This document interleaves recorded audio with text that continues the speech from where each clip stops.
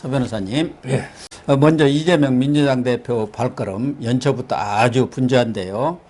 신년 할애식을 보니까 문희상 상임고문 전 국회의장이죠.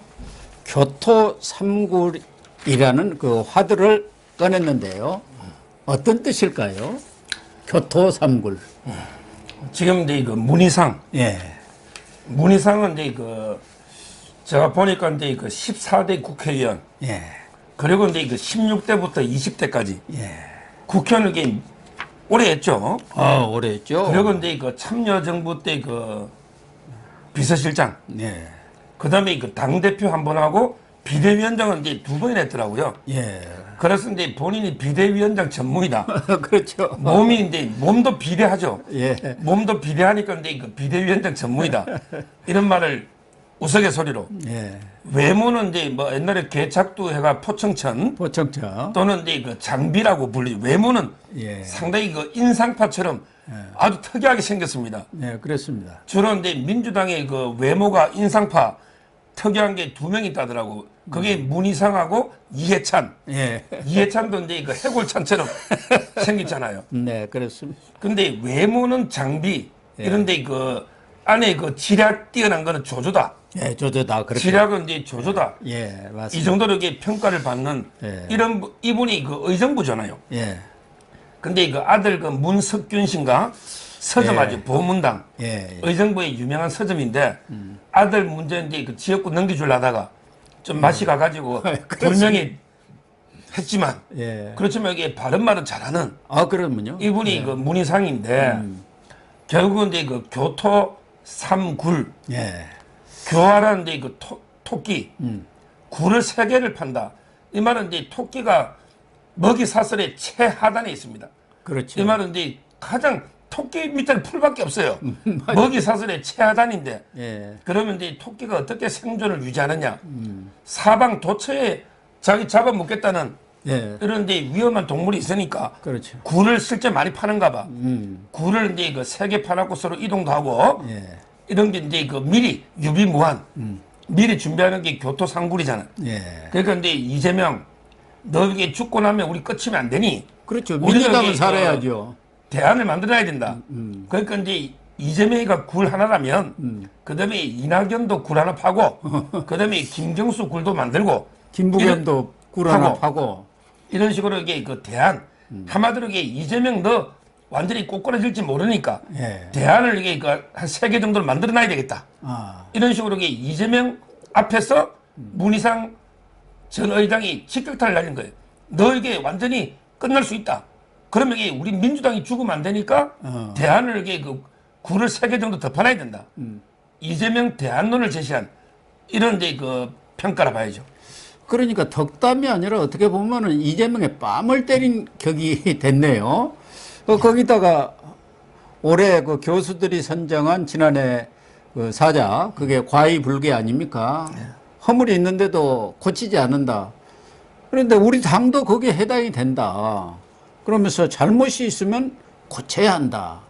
자기는 화의부동 이렇게 갔으면 좋겠다. 뭐 이런 뜻도 있는데 그것도 상당히 쓴소리가 될 것 같아요. 특히 이 개딸들 자기들과 조금 생각이 다르다든가 뭐 이러면은 그냥 문자 폭탄 던지고 특히 뭐 지난번 그 검사들 명단 공개한 거라든가 또 이태원 희생자 명단 공개한 것들 이런 부분에 있어서 여러 가지 잘못들이 있지 않습니까?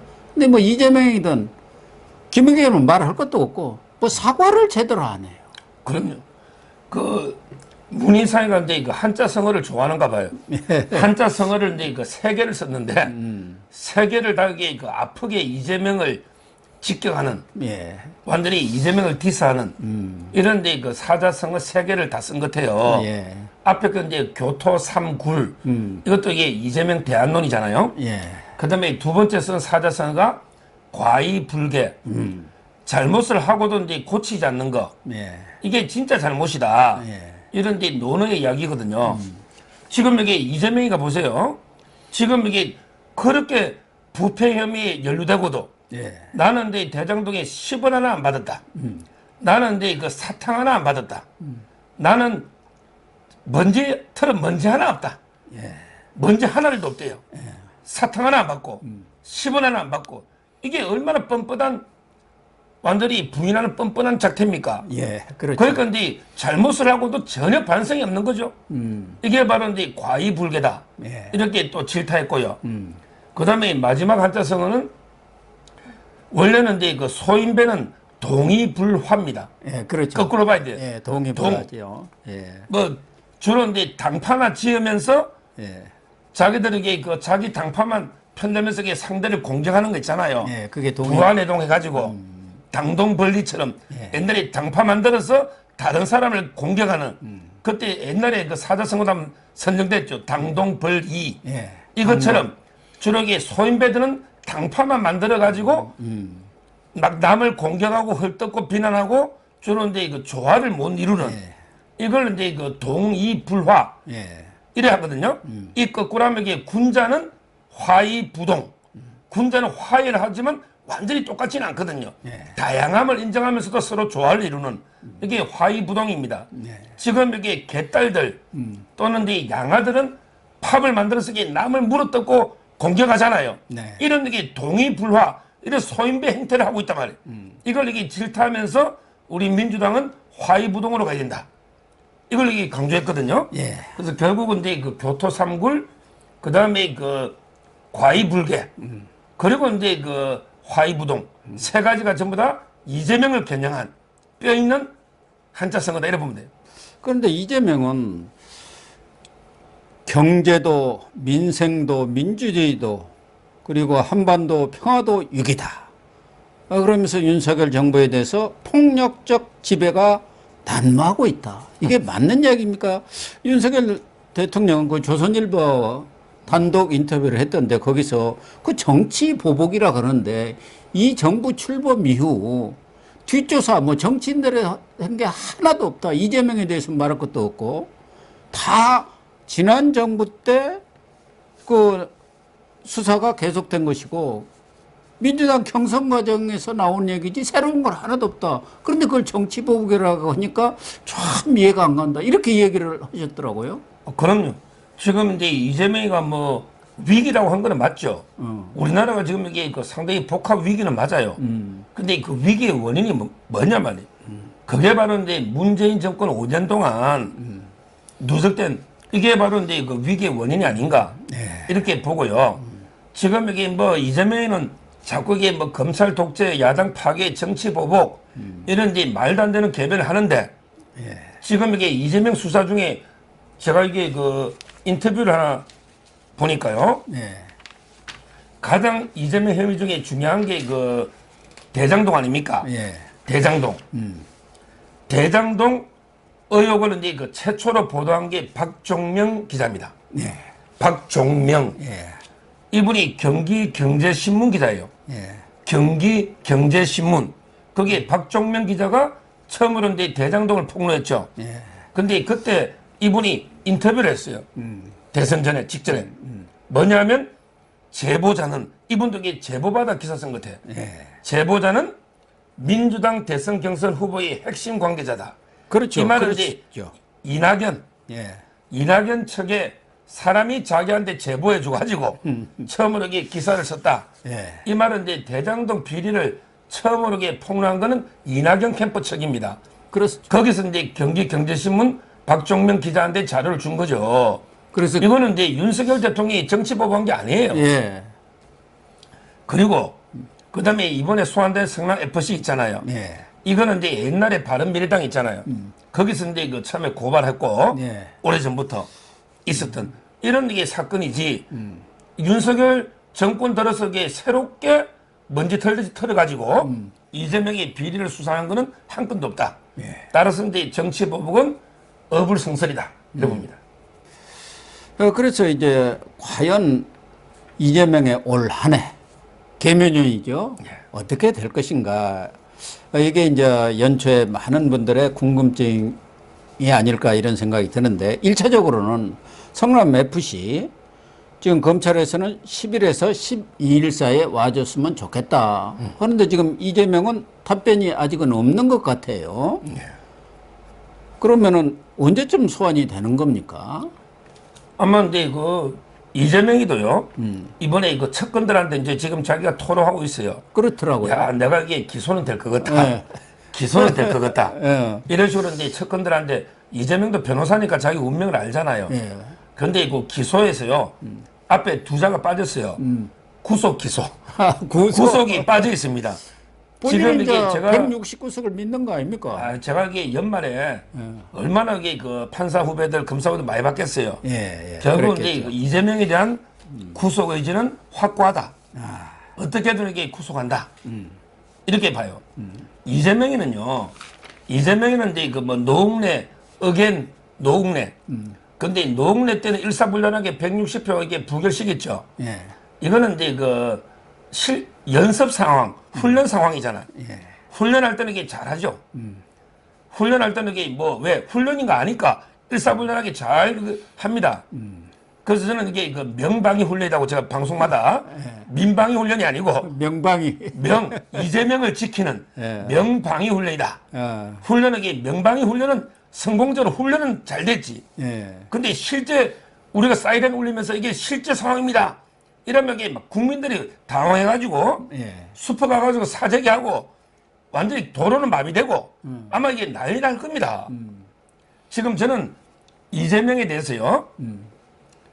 만약에 체포영장이 국회 온다. 왜 검찰이 구속영장 청구하면 체포영장이 올 거 아니에요. 그러면 이게 국회가 민주당이 아수라장이 될 것 같아요. 노웅래처럼 이게 쉽지 않습니다. 결국 이게 그 반대파들이 많거든요. 예. 친이낙연, 그 다음에 친문 많잖아요. 예. 이자들은 이제 그 어떻게든 이재명이 꼬꾸라지길 바라잖아요. 그렇죠. 그 저는 상당히 그 반란표가 많이 놓을 수 있고요. 그리고 이제 이재명은 혐의가 워낙 많죠. 하나로 이게 영장 청구해도 또 이게 부결되면 그리고 이게 다른 혐의로 영장을 계속 청구할 수도 있고요. 무엇보다 이게 1년 내내 회기를 할 수 없잖아요. 결국은 이제 회기가 아닐 때 영장을 청구할 겁니다. 이러면 이게 검찰은 확고하기 때문에 의지가 저는 이제 뭐 올해 이재명의 구속은 불가피하다 이렇게 보고 있고요. 근데 이제 그 나가기는 나갈 것 같아요. 왜 그러냐면 이게 그 안 나가면요. 예. 우리가 이제 그 체포영장이 두 종류가 있습니다. 하나는 이제 근데 출석 안 하면 정당한에 출석 안 하면 바로 발부하는 게 체포영장이 하나 있고요. 예. 그다음에 그 구속 청구했을 때 신문학에서 끌고 오는 체포영장이 있어요. 네. 체포영장이 두 가지가 있는데 앞에 거는 이제 그냥 출석만 하면 체포영장이 발부되거든요. 네. 이거는 이제 국회에서 부결시킬 명분이 없어요. 그렇잖아요. 네. 왜냐하면 이게 조사도 안 가는 걸 그래서 체포영장이 왔는데 이건 구속하는 게 아니잖아요. 네. 그냥 48시간 동안 체포밖에 안 해요. 이걸 이게 국회에서 부결시킨다? 이거는 말이 안 됩니다. 표기를 합니다. 국회에서. 그렇지만 이제 그래서 저는 이재명이가 이제 그 소환은 응해서 가가지고 이제 간단하게 말하든지 뭐 방식은 고민하겠지만 출석 안 해버리면 이게 체포영장이 바로 국회로 또 오면 여러 번 이게 부결해야 되기 때문에 그런 명분이 없잖아요. 그래서 이제 그 출석은 한다. 다만 출석에 조사할 거 아니에요. 네. 그리고 나중에 이제 혐의가 있으면 구속영장 청구할 거 아니에요. 네. 이때 체포영장이 국회 또 오거든요. 이때 이제 그 방패, 이때 싸움이 벌어져야지. 그때가 전면전이고 그러네. 뭐 출석부터 안 하면 이게 미리 힘을 뺄 필요 없잖아요. 국회에서. 네. 명분도 없고. 그래서 이제 그 출석은 아마 11일이나 2일 날 할 걸로 봐요. 그런데 지금 이재명 대표 입장에서는 이번 성남 FC만 하나 끝나면은 그걸로 뭐 갔다 오면 되는데 지금 대장동, 유래, 백현동, 변호사비 대납 줄줄줄줄이 있지 않습니까? 그때마다 또 체포영장, 구속영장 보낼 테고 그러면 그때마다 계속 이 임시국회 열어놓고 부결시킨다는 게 그게 여론으로 볼 때는 이재명으로서는 그걸 견디기가 좀 어려울 것 같고 그렇게 몇 차례 이 또 기소가 될 것 아니겠습니까? 그렇게 되면은 이재명이가 버티는 데는 한계가 있는 것 아닙니까? 그래서 이제 언제까지 버틸 수 있을까요? 지금 이게 민주당에서는 이제 그 법원 앞에 당사를 알아본다고. 왜냐면 이게 뭐 천막 당사를 칠 수는 없으니. 예. 지금 이게 법원 앞에 가면 이제 검찰하고 붙어 있잖아요. 예. 지금 이제 선거법 재판이 본격 시작됐죠. 선거법으로 이제 두 가지 기소가 됐잖아요. 예. 이 재판도 이제 일주일에 뭐 한두 번 해야 됩니다. 매주. 왜냐하면 이게 6개월 이내에 끝내겠다. 판사의 의지가 확고합니다. 그러면 최소한 이제 정기국회 전에는 끝나는 거 아니에요? 정기국회 예를 들면 전에. 이제 하루에 정인 신문을 2명씩 하거든요. 네. 그러면 이게 정인이 유동기부터 정인이 많잖아요. 네, 네. 그러면 정인이 이제 그 한 2, 30명만 돼도 6개월 내에 끝내기 어렵잖아요. 그러면 재판을 이게 일주일에 많이 해야 됩니다. 예. 그러니까 앞으로 이게 법원에도 재판하러 가야 되고, 그다음에 검찰도 이제 혐의에 따라서 소환이 응해야 되니까 앞으로 이게 여의도에서 이재명 보기는 쉽지 않다. 주로 이재명 보려면 이제 그 서초동으로 가야 되지 않냐. 지금 와야겠네요. 이런 상황이 되고요. 서초동 여의도를 왔다 갔다 하는데 주로 서초동에서 볼 수밖에 없네요. 지금 그렇죠. 바로 이제 재판이 시작됐으니까 수사도 그렇고. 그래서 이제 그 이런 게 바로 이제 그 한동훈 장관이나 네. 이원석 총장이 제가 전에 그 하이마스 이야기했잖아요. 예, 예. 하이마스가 이제 그 러시아하고 우크라이나 전쟁의 판도를 바꾼 다연발 쏘는 포 있잖아요. 예. 이걸 이제 그 하이마스라는데 제가 이제 그 한동훈하고 이원석을 하이마스가 다연발 이런 식으로 이렇게 혐의가 한 10개 정도 동시에 다발적으로 예. 이렇게 쏘아대면 이재명이가 상당히 방어하기 힘들어요. 예. 동시 왜냐하면 이게 한 번에 10개면 한 번에 국회에서 방탄하면 되잖아. 예. 근데 혐의마다 영장을 청구하니 어. 혐의마다 이게 국회에서 방어할 수도 없고 1년 내내 국회를 열 수도 없고 예. 아주 이게 방어하기 힘든 그러니까 포탄이 차라리 이게 원자 폭탄이라도 한 발이 오면 어떻게 격추하거나 피하는데 이게 다연발로 이게 막 한 10개의 포탄이 날라오니까 예. 상당히 방어가 힘든 겁니다. 결국 그래서 민주당 내에서도 그렇게 되면은 이제 올 상반기만 지나도 거의 이제 선거 전국으로 들어가는데 저런 사람을 당대표로 계속 끌고 가면서 과연 총선을 치를 수가 있겠느냐. 그렇게 되면 본인이 이야기한 대로 기소권 될 것 같다 하는데 그러면 물러나라는 의원들이 많아질 것 아니냐. 이렇게 측근들한테 걱정을 했다는 거 아닙니까? 지금 이제 그 본인의 말에 하더라도 이재명이가 기소가 된다는 거 아니에요. 예. 그러면 이게 어디에 기소됩니까? 성남 FC는 이게 어디에 기소됩니까? 그게 그 성남이니까 예. 성남지청 아닙니까? 그렇죠. 그러면 이게 그 성남 법원으로 기소될 수 있는 거예요. 자기가 이게 이송해달라가 병합이 저는 쉽지 않다 봅니다. 선거법하고 이게 병합이 안 돼요. 예. 이게 별도 재판부가 있으니 그럼 앞으로 이게 이재명이 보려면 또 이게 그 성남으로 가야 됩니다. 이게 거리가 성남까지 이어서 한 이게 50분 이상 걸릴 겁니다. 예. 그러면 성남 FC는 이게 정인이 몇 명이냐? 제가 봤더니 기록이 한 10만 페이지 될 겁니다. 야. 왜냐하면 이게 옛날부터 계속 수사했다가 또 이게 검찰에서 내려보냈다가 또 수사했다가 예. 지금 이제 최하 3개 기간 한다는 거예요. 예. 뭐냐면 이제 첫째 두산 했잖아요. 그다음에 오늘 또 네이버 윤영찬이까지 윤영찬 의원도 윤영찬도 이게 참고인 올라는데 안 나갔죠. 예. 윤영찬이가 그때 네이버 했잖아. 예, 부사장으로 있었죠. 로비. 예. 정지상이 만났다는데 본인은 그렇죠. 그런 적 없다 이렇게 잡아떼네요. 네, 그는 게 만난 게 맞고요. 예. 따라서 이제 그 네이버도 기소하고요. 그다음에 그 차병원 있잖아요. 예. 차병원도 이제 그 용도 변경 최하 3개 기관은 기소하고요. 거기에 그 위례 있잖아요. 예. 남욱이나 위례에서도 이게 그 성남 FC에 돈을 또 5억을 냈죠. 이것도 이게 기소가 되면 제가 보기에 그 정은만 해도 정인이요. 한 100여 명은 될 것 같아요. 예. 자, 그러면 이게 그 성남 FC 재판은 성남에서 예. 재판을 여기 정인신문 다 하려면 제가 지금 여기 수원까지 지금 1년 동안 왔다 갔다 한 게 제가 몇십 번인데 한 번 재판하면 이게 아침부터 저녁까지 합니다. 정영학 회계사는 서울에서 재판을 이렇게 4번 4일을 했어요. 한 명 정인신문한테 4일 했다니까? 저희 수원에서는 이틀 했어, 이틀. 자, 그러면 이게 그 이재명이는 계속 피고인은 있어야 됩니다. 피고인이 없으면 재판이 안 돼요. 민사재판은 이게 변호사만 있으면 되죠. 예. 근데 형사는 피고인이 있어야 돼요. 있어야죠. 그러면 이제 이재명이가 이제 5일을 쪼개겠지. 지금 현재 2개면 이틀은 선거법하고 3일은 성남하고 이렇게 쪼개겠지. 그럼 당에는 그러면 언제 당에는 언제 가냐면. 그럼 그만둬야지. 당 그런 게 대표를 내려. 김만배 씨가 그렇잖아요. 지금 김만배가 재판 서울하고 수원 일주일에 4일 하거든요. 예. 하루 빼고 하루는 이제 변호사 접견해야 되니까. 따라서 저는 앞으로 이게 이재명이는 김만배보다 이게 재판이 훨씬 많잖아. 그러네요. 또 그래서 저는 앞으로 이게 그 민주당이요 정상적으로 이게 당무 보기 힘들다. 자기들은 이제 당헌을 바꿔가지고 기소가 돼도 대표를 하게 하자 이렇게 해놨지만 실제 이제 그 현실적으로 재판만 일주일에 4-5번 할 거고 그러면 이게 또 변호사 만나가 재판 준비해야죠. 예. 접견해야 되잖아요. 어. 이런 거 하면 이게 당무는 어렵다. 이게 현실이에요. 그러네요.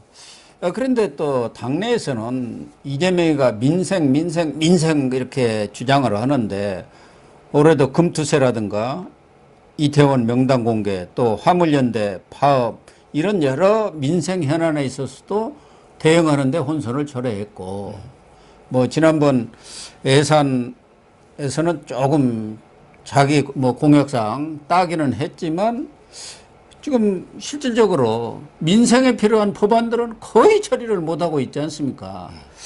그렇기 때문에 이재명으로서는 이 사법 리스크 때문에 민생에 있어서 또 어떤 비전 문제에 있어서도 아무런 국민들한테 어필하는 그런 안을 내놓지 못하고 있지 않느냐 그런 비판도 나오는데 이 여권에서도 이제 가장 핵심은 대장동 아니겠습니까? 이번 수사에.